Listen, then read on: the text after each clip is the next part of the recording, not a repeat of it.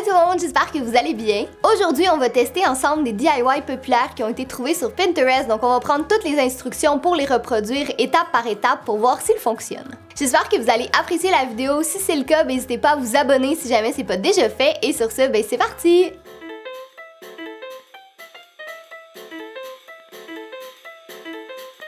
Le premier DIY que je voulais tester, c'est un Galaxy Jar. On voit ça littéralement partout. Ça a été super populaire ces dernières années. Ça fait longtemps que je veux le tester, mais surtout, je veux voir est-ce que c'est si facile que ça à faire.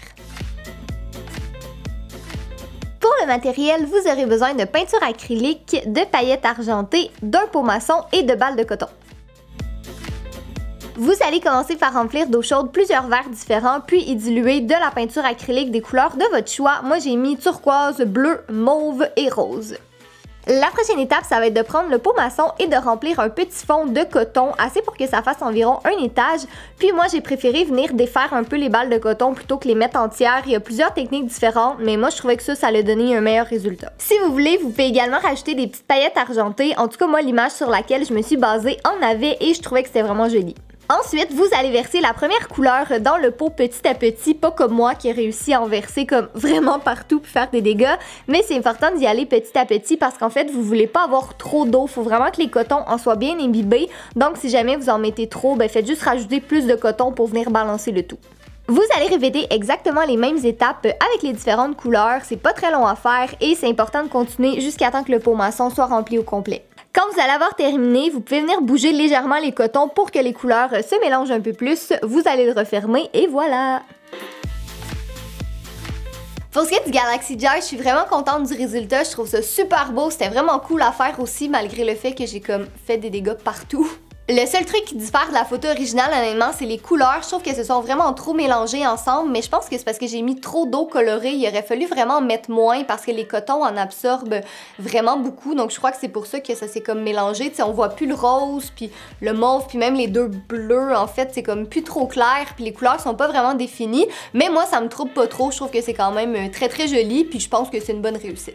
Le prochain DIY, ça va être cette petite balle anti-stress. Moi, j'adore ça jouer avec un truc dans mes mains comme quand je suis à l'ordi ou juste quand j'ai besoin de m'occuper en général. Et ça a l'air quand même relativement facile à faire. Vous aurez besoin de ballons de caoutchouc, du haut d'une bouteille d'eau, de bicarbonate de soude et d'après-shampoing. Alors la première étape de la balle anti-stress, c'est de faire un mélange d'après-shampoing et de bicarbonate de soude. Donc pour les quantités, j'ai mis 2 portions de bicarbonate de soude pour une portion d'après-shampoing pour ensuite tout mélanger. Par la suite, j'ai pris un ballon de caoutchouc que j'ai étiré pour qu'il soit plus malléable et j'ai ensuite inséré le haut d'une vieille bouteille d'eau à l'intérieur du ballon pour que le mélange soit plus facile à insérer.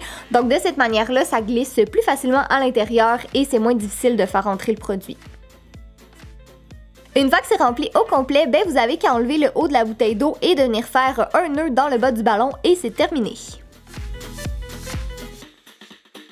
Je pense qu'on peut déjà s'entendre que la balle anti-stress, ça a vraiment fonctionné aussi. Je trouve ça super cool, c'est vraiment plaisant puis j'adore ça jouer avec. Le seul truc, c'est que je pensais que ça allait être beaucoup plus gros. Je sais pas pourquoi dans ma tête à moi, ça allait comme être plus gros, mais finalement c'est bien comme ça parce que ça rentre dans la paume de la main puis je crois que plus gros que ça aurait été comme un petit peu plus désagréable. Je pense que ce qui fait que c'est de cette grosseur-là, c'est comme le ballon est pas rempli d'air, mais à un certain point, on peut comme plus mettre de mixture à l'intérieur. Donc c'est pour ça qu'une fois que c'est rempli, on n'a pas le choix de le refermer. Mais franchement, je suis super contente de ce que ça donne. Je l'adore puis je pense que je vais comme tout le temps jouer avec. Le prochain DIY, on l'a vu beaucoup aussi et c'est comment reproduire son propre baume à lèvres dans un vieux contenant de iOS. Je suis vraiment pas certaine de ça honnêtement parce que ça a l'air assez compliqué, mais c'est ce qu'on va voir. Pour le matériel, vous aurez besoin d'extrait de vanille, de cire d'abeille, d'un baume à lèvres iOS, de coton-tige, de sprinkles, de vaseline et d'huile de coconut.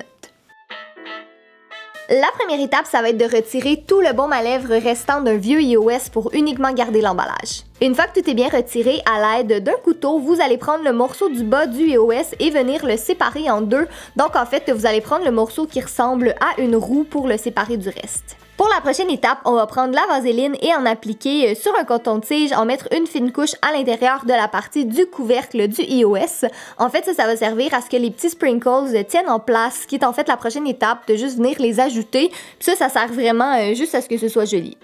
Maintenant, dans un petit bol qui va au micro-ondes, vous allez mettre une cuillère à table de cire d'abeille, une cuillère à table d'huile de coconut et quelques gouttes d'extrait de vanille juste pour que ça sente meilleur.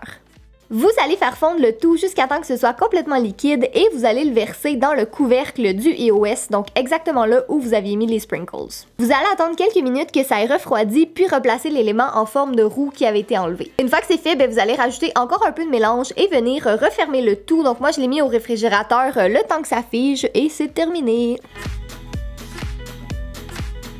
Pour ce qui est du iOS, clairement, il est pas aussi beau que sur le DIY original sur lequel je me suis basée, mais en fait, c'est que je pense que j'ai juste pas utilisé les bonnes couleurs de sprinkles. C'est celles que j'avais à la maison, donc si j'avais des teintes pastel, ça aurait été plus joli. Autrement, ça a bien fonctionné, c'était pas trop difficile à faire, malgré le fait qu'il y avait quand même pas mal d'étapes. Là, je me disais que ça allait être peut-être pas nécessairement facile à reproduire, mais non, franchement, j'ai été bien surprise. Le seul truc, en fait, c'est que vous allez voir, quand je referme mon iOS, il se referme pas exactement du bon côté. Puis ça, c'est parce qu'il faut faire super attention. Puis j'étais déçue parce que c'était pas mentionné dans les instructions originales, mais quand vous allez replacer la partie du bas, c'est super important de la replacer exactement de la même façon qu'elle était positionnée avant de l'enlever, parce que de cette manière-là, le iOS va pouvoir se refermer correctement, ce qui est pas le cas avec moi en ce moment, donc c'est un petit peu décevant, mais quand même, je pense qu'on peut dire que ça a fonctionné parce que autre que ce petit bémol-là, c'est pas si pire que ça. Le dernier DIY, ce sont des cartes à gratter, un peu style billet de loterie ou des rabais qu'on va gratter dans un magasin. Ça a l'air un peu bizarre dit comme ça, mais je pense que pour un cadeau, ça pourrait être cool. Puis juste, ça a vraiment pas l'air difficile à faire, donc c'est ce qu'on va tester à l'instant.